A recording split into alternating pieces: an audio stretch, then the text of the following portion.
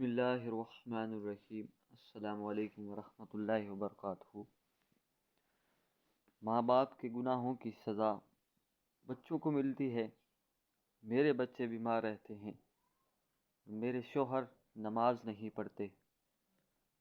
محترم سامعین، سفیان ثوری رضی اللہ عنہ بیان کرتے ہیں، ماضی میں مال ناپسندیدہ چیز تھی، جبکہ آج وہ مومن کی ڈھال ہے، اور فرمایا اگر ہمارے پاس دینار نہ ہوتے تو یہ بادشاہ ہمیں بے وقت سمجھتے، اور فرمایا جس شخص کے ہاتھ میں مال ہو وہ اسے کارآمد بنائے، ضائع نہ کرے، کیونکہ یہ ایسا دور ہے کہ اگر وہ ضرورت مند ہوا تو وہ پہلا شخص ہوگا جو حصول الدنیا کے لیے اپنا دین بیچ ڈالے گا، اور فرمایا حلال فضول خرچی کا متحمل نہیں ہو سکتا۔ ابن عباس رضی اللہ عنہ بیان کرتے ہیں، رسول اللہ صلی اللہ علیہ وآلہ وسلم نے فرمایا، روز قیامت منادی کرنے والا منادہ کرے گا، 60 سالے کہاں ہیں؟ اور یہ 60 سال وہ عمر ہے جو اللہ تعالیٰ نے فرمایا کہ ہم نے تمہیں عمر عطا نہیں کی تھی۔ جس نے نصیحت پکڑنی تھی وہ نصیحت پکڑتا، اور تمہارے پاس آگاہ کرنے والے بھی آئے۔ محمد بن ابی حمیرہ رضی اللہ عنہ، جو کہ رسول اللہ صلی اللہ علیہ وآلہ وسلم کے صحابی تھے، ان سے روایت ہے، انہوں نے فرمایا اگر بندہ اپنے یوم پیدائش سے لے کر بوڑھا ہو کر مرنے تک اللہ کی اطاعت میں سجدہ ریز رہے تو وہ روز قیامت اس کو بھی حقیر سمجھے گا، اور وہ آرزو کرے گا کہ کاش اسے دنیا میں دوبارہ بھیج دیا جائے تاکہ وہ اجر و ثواب میں اضافہ کر سکے۔ ابن عباس بیان کرتے ہیں، رسول اللہ صلی اللہ علیہ وآلہ وسلم نے فرمایا، میری امت کے 70,000 افراد حساب کے بغیر جنت میں جائیں گے۔ یہ وہ لوگ ہیں جو نہ دم جھاڑ کراتے ہیں اور نہ بدشگونی لیتے ہیں، اور وہ اپنے رب پر توکل کرتے ہیں۔ واضح رہے کہ کسی بھی شخص کے گناہ کی سزا دوسرے شخص کو نہیں ملتی، جس طرح قرآن پاک میں ہے کہ کوئی شخص دوسرے کا کوئی بوجھ نہیں اٹھائے گا۔ تو یہ صورت مسئولہ میں اگر بیوی کے سمجھانے کے باوجود شوہر نماز نہیں پڑھتا، ایسی صورت میں وہ خود ہی اپنے گناہوں کا ذمہ دار ہے، اس سے ہی اس کے گناہوں کی پوچھ ہوگی، اس کی بیوی یا اولاد سے اس کے گناہوں کا مواخذہ نہیں ہوگا۔ البتہ بیوی پر لازم ہے کہ وہ اپنی کوشش جاری رکھے، جیسے دنیوی نقصان سے بچانے کی پوری کوشش کی جاتی ہے، اسی طرح آخرت کے نقصان سے بچانے کی بھی پوری کوشش کرے۔ ابن عباس رضی اللہ عنہ بیان کرتے ہیں، ایک روز رسول اللہ صلی اللہ علیہ وآلہ وسلم تشریف لائے تو فرمایا مجھ پر امتیں پیش کی گئیں، چنانچہ ایک نبی گزرے، ان کے ساتھ ایک آدمی تھا، اور ایک نبی تھے، اور ان کے ساتھ 2 آدمی تھے، اور ایک اور نبی تھے، ان کے ساتھ چند آدمی تھے، جبکہ کسی نبی کے ساتھ کوئی ایک بھی نہیں تھا۔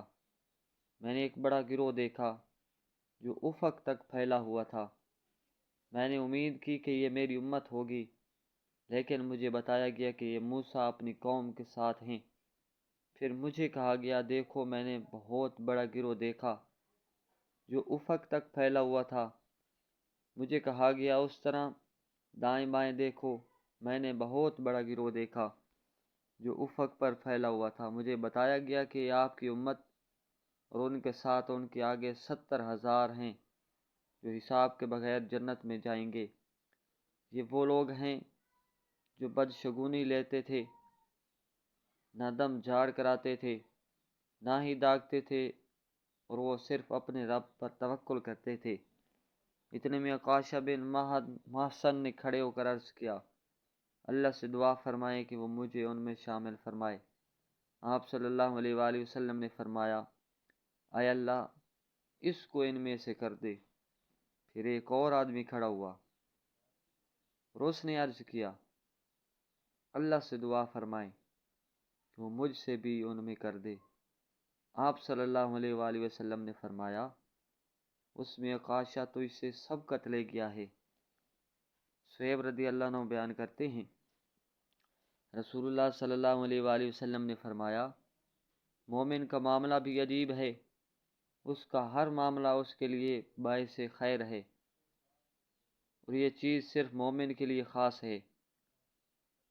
اگر اسے کوئی نعمت میسر آتی ہے تو وہ شکر کرتا ہے، اور یہ اس کے لیے بہتر ہے، اور اگر اسے کوئی تکلیف پہنچتی ہے تو وہ صبر کرتا ہے، اور یہ بھی اس کے لیے بہتر ہے۔ ابو ہریرہ رضی اللہ عنہ بیان کرتے ہیں، رسول اللہ صلی اللہ علیہ وآلہ وسلم نے فرمایا، قوی مومن ضعیف مومن سے بہتر ہے، نیز وہ اللہ کو زیادہ پسند ہے، اور سب مومنوں میں خیر ہے۔ اپنے لیے نفع بخش چیز کے لیے محنت و کوشش کر، اللہ سے مدد طلب کر، عاجزی و سستی نہ کر۔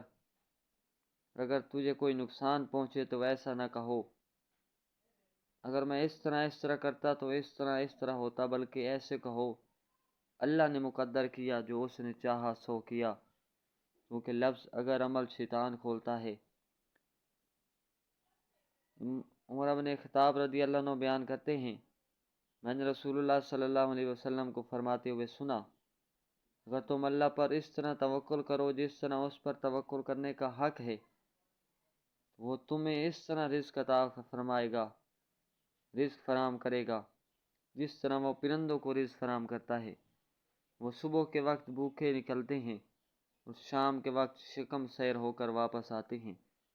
ابن مسعود رضی اللہ عنہ بیان کرتے ہیں، رسول اللہ صلی اللہ علیہ وآلہ وسلم نے فرمایا، لوگو، ہر وہ چیز جو تمہیں جنت کے قریب کر دے اور تمہیں جہنم سے دور کر دے، میں اس کے متعلق حکم دے چکا ہوں، اور ہر وہ چیز جو تمہیں جہنم کے قریب کر دے اور تمہیں جنت سے دور کر دے، اس سے تمہیں منع کر چکا ہوں۔ بے شک روح الامین، اور ایک دوسری روایت میں ہے، بے شک روح القدس نے میرے دل میں یہ بات ڈال دی کہ کوئی نفس اپنا رزق پورا کیے بغیر فوت نہیں ہوگا۔ سن لو، اللہ سے ڈرو، اچھے طریقے سے رزق تلاش کرو، رزق کی تاخیر تمہیں اس بات پر آمادہ نہ کرے کہ تم اللہ کی نافرمانی کے ساتھ اسے طلب کرو، کیونکہ اللہ کے ہاں جو انعامات ہیں وہ تو محض اس کی اطاعت کے ذریعے ہی حاصل کیے جا سکتے ہیں۔